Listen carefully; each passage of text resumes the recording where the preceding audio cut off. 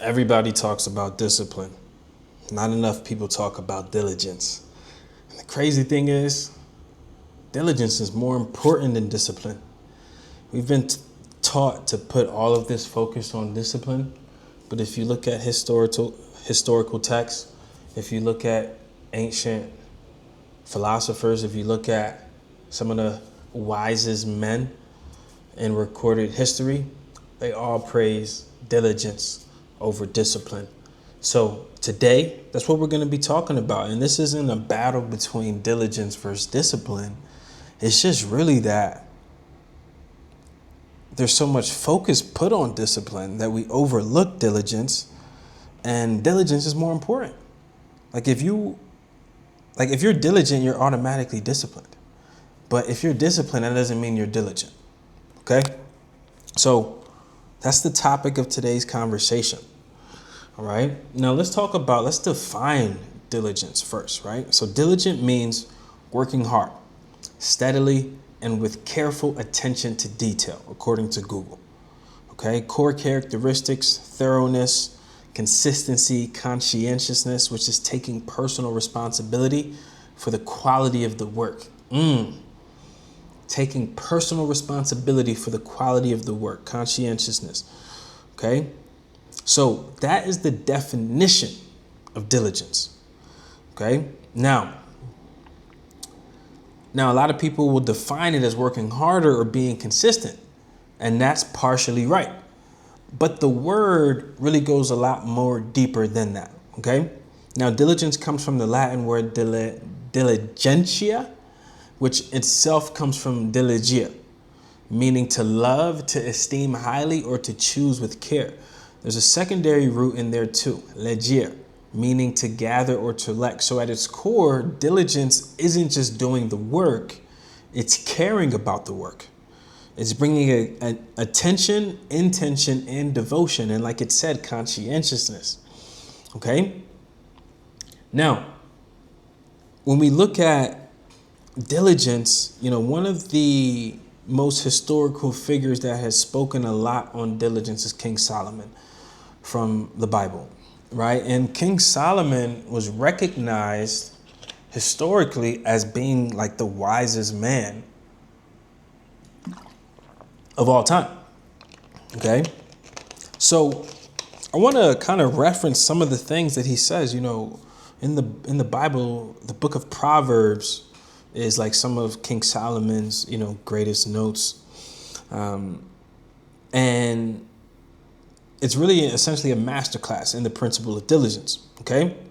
And he references diligence many, many times. All right? Now he says, Proverbs chapter 10, verse 4, lazy hands make for poverty, but diligent hands bring wealth. So Solomon wasn't just talking about money. He was talking about the quality of what you do, the quality of the work that you produce. Lazy effort produces lazy results. Diligent effort, careful, devoted, high quality effort produces something different entirely. Okay? Now, Proverbs chapter 12, verse 24. Diligent hands will rule, but laziness ends in forced labor. Okay? Diligent hands will rule, but lazy hands will be ends in forced labor. All right. Now, there's a law at work here. The person who brings full effort to their craft eventually leads. The person who half does it ends up serving someone who didn't. Okay. And we see this in life all of the time. Like people who are diligent, extremely professional, are meticulous, pay attention to detail, rise in rankings. They go to the top. Okay. Now, Proverbs chapter 13, verse 4. A sluggard's appetite is never filled, but the desires of the diligent are fully satisfied. Okay, Solomon is saying that the lazy person actually wants more. They just don't want to put in the effort to get it. But the diligent person, their desires get met. Okay, not because life is fair, but because diligence creates certain outcomes. Okay. And then there's the famous parable of the ant in Proverbs chapter 6, verse 6 to 8. Go to the ant, you sluggard, consider its ways and be wise. It has no commander, no overseer or ruler, yet it stores its provisions in summer and gathers its food at harvest. Okay, no one is making the ant work. No one is holding it accountable. It works because working is its nature. Solomon is challenging us to make diligence our nature. Wow, that's deep. Okay, now diligence versus discipline. Okay, now this is the distinction that's really, really important. And this is where a lot of people get it wrong. Okay, discipline is doing something when you don't want to do it. Okay, when you don't feel like it. All right. But the thing is, like, let's take it a step further. Like, discipline is like you don't want to go to the gym, you go anyway. That's discipline. You don't feel like making these calls, you do it anyway. Like, you don't feel like following up with the leads, you do it anyway, right? Whatever it is, you don't feel like going on this diet, you do it anyway, right? Now, discipline. It's about showing up in spite of resistance, ultimately, and it's important. Right? But diligence is something else. All right? Diligence is doing something when you don't want to do it and doing it at an extremely high level. Doing it to the best of your ability. My mom always said that. Son, if you're going to do it to the best of your ability. And I never understood it until 20 years later. All right? Bringing full effort, full attention, full care to the task. Remember, conscientiousness. So even when you're tired, even when no one's watching, even when you don't feel like it. Okay? And this is what separates the 1% of the 1% is the diligence. And you can see it. Like, diligence is always on display for the people that exude it. Right? So discipline gets you to the gym. Diligence gets you a real workout. Okay, discipline gets you to your desk. Diligence makes you write something worth reading. Discipline shows up. Diligence performs. Okay, here's another way to think about it. A disciplined employee comes to work on time, does what's asked, and goes home. A diligent employee comes to work on time, does what's asked, notice what wasn't asked but needed to be done, and does that too. And does all of it with care and excellence, like Tim Grover talked about. It's the coolers versus the cleaners. The coolers, closers, and cleaners is good, is great, and is fucking phenomenal.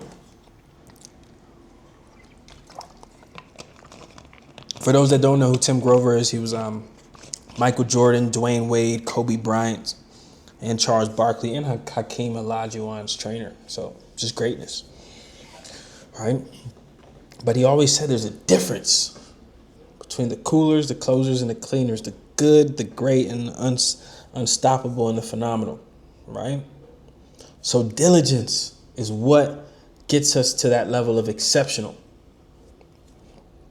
all right? Now, Solomon isn't the only voice on this, right?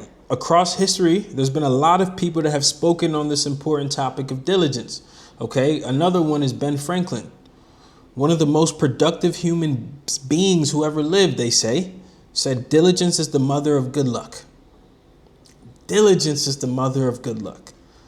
The person who seems to get lucky is usually the person who has been diligently working in obscurity for years.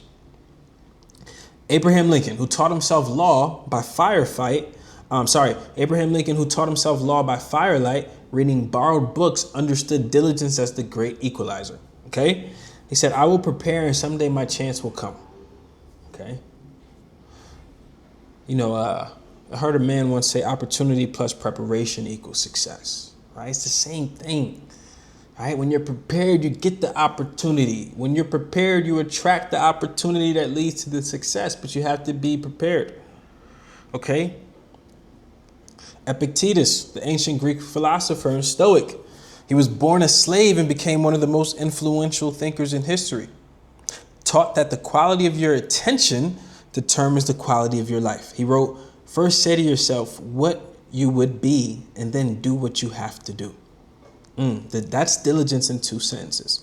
Know what you're aiming for and then pursue it with everything you have, but also doing what is required. It's a topic that I talk about a lot here on the channel, is identifying the identity that is required for the fulfillment of the vision and having conscious congruency to live in alignment with the requirements of that vision. Right?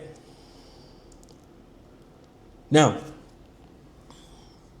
this is something that we have to be conscious and aware of, because it's something that is not a habit. So you have to program yourself to be diligent. It's something that you have to keep on your mind all the time. Okay? You have to ask yourself, what would the diligent version of myself do? It's a very, very important question that you have to ask yourself multiple times throughout the day. Right? What would the diligence version of myself do? Now, I hope y'all can understand why diligence is so much more important than discipline. When you're diligent, you're automatically disciplined, because you're doing it when you don't want to do it, and you're doing it at the best of your ability. And that's the difference. That's the difference between people like Michael Jordan, right? Flu game, diligence. Not only did he compete, but he put on an all-time performance when he was sick. It's the difference between good, great, and phenomenal.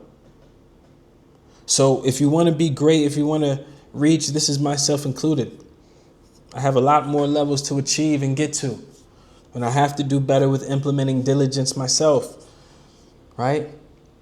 And I'm making this video not only for y'all, but for me. Like, I got to be more diligent in my life. We all do, right? It's something that we all need to be more focused on, because discipline only gets you so far. But what really gets you to where you're trying to go is diligence. MJ the Mastermind, signing out. Peace, love, and abundance. Until the next one.